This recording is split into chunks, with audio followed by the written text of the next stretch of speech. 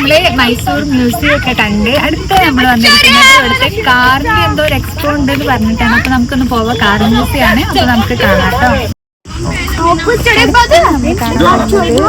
മൈസൂർ എത്തിയാല് അടുത്ത നമ്മള് കുറച്ച് ആൾക്കാരോട് പറഞ്ഞപ്പോ ഈ ഒരു പഴയ കാർ മ്യൂസിയം അധികം കൂടി വിസിറ്റ് ചെയ്തിട്ടുണ്ടായിരുന്നു. നമ്മളൊക്കെ ജനിക്കുന്നതിൻ്റെ അതായത് അല്ലെങ്കിൽ നമുക്ക് ഇന്ത്യക്ക് സ്വാതന്ത്ര്യം കിട്ടുന്നതിൻ്റെ മുന്നേ ഉള്ള എല്ലാ വണ്ടികൾ വരെ അവിടെ നല്ല എക്സ്പോയ്ക്ക് വെച്ചിട്ടുണ്ട്. ഇതൊക്കെ നമ്മൾ എന്തായാലും കാണേണ്ട ഒന്നാണ്.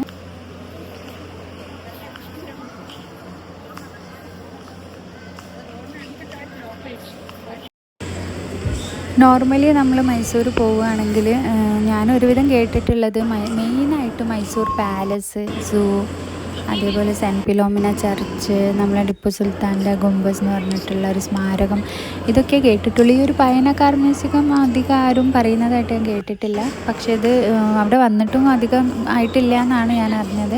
അപ്പോൾ നമുക്ക് ഈ വണ്ടീനോടൊക്കെ ക്രേസുള്ള ആൾക്കാരൊക്കെ എന്തായാലും വിസിറ്റ് ചെയ്യേണ്ട ഒരു പ്ലേസ് തന്നെയാണ് ഈ പഴയ കാർ മ്യൂസിയം.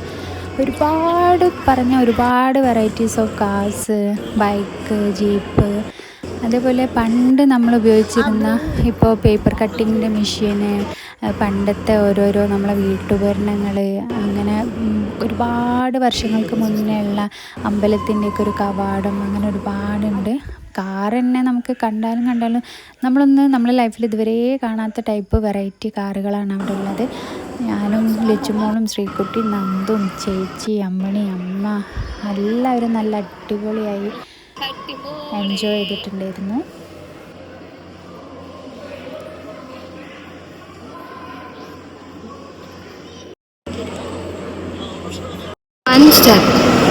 നമ്മൾ നിൽക്കുന്നത് എവിടെയാന്ന് വെച്ചാൽ മൈസൂരുള്ള കാർ മ്യൂസിയം, പഴയ കാർ മ്യൂസിയത്തിലാണ്. മൈസൂർ വന്നാൽ ആരും ഇവിടെ എന്തായാലും വരാതെ നിൽക്കരുത്. കാരണം അത്രയ്ക്ക് വെറൈറ്റി ഓഫ് കാറിൻ്റെയും അതേപോലെ ടൂ വീലേഴ്സിൻ്റെ ഒക്കെ ഉണ്ട്. നമുക്ക് ഇന്ത്യക്ക് സ്വാതന്ത്ര്യം കിട്ടുന്ന മുന്നേ ഉള്ള പല കാറുകളും പല മോഡൽസൊക്കെ ഉണ്ട്. ഒരുപാട് വെറൈറ്റി കാറുകൾ നമുക്ക് കാണാം കേട്ടോ.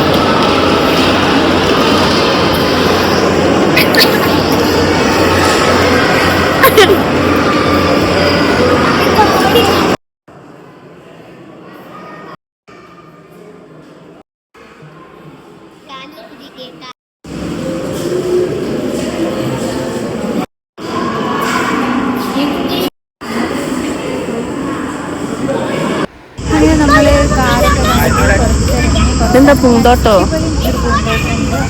വീഡിയോ